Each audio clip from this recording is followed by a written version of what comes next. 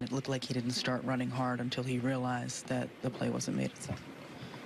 Yeah, I'd have to watch it back, but yeah, he's got to find his gait quickly, and he should be able to do that now. So, but without having seen, I was watching the play, and I haven't watched the replay yet. Is that something you will look for, and if you don't like what you see, you have a conversation with him? Sure.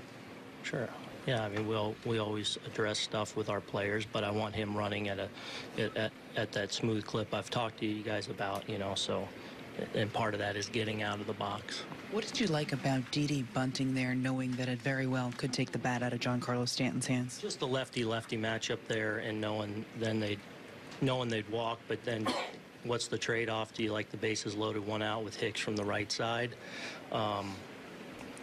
We did. We liked getting Alvarado off the mound in a fielding situation as well. So, we got the situation that we wanted.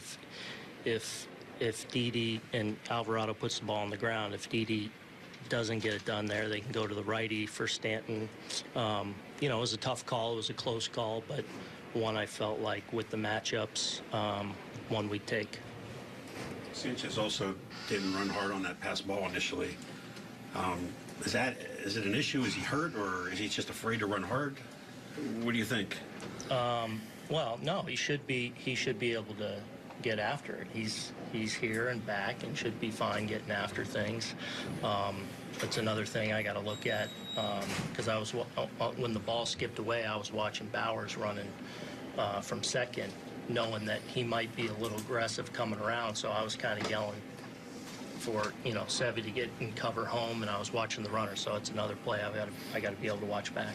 Kind of an odd night for Severino. Gives up a career-high 11 hits, but also was striking guys out as well. How do you evaluate things? Yeah, just a little bit off. Obviously, a couple mistakes that really cost him. I thought stuff-wise, I thought the crispness of the stuff was back a little bit from maybe his previous couple of starts, but obviously not quite as sharp as he would normally be, and pitched okay with the exception of one obviously costly mistake where Bowers got him for the big one.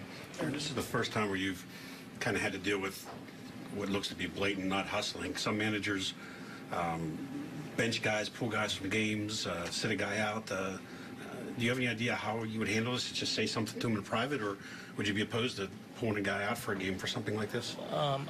First off, I gotta watch things and see what exactly we're seeing, and then, I mean, I'm always having conversations with our guys, positive, negative, whatever, but I have to see what went on first.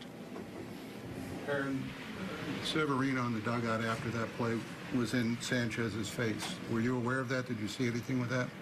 Well, I wouldn't categorize it as in their face. That was a animated conversation, just them getting on the same page, and there was a cross-up situation, but I think it was more of the shadows of the signs that got off kilter there. I think so. It was just a cross-up.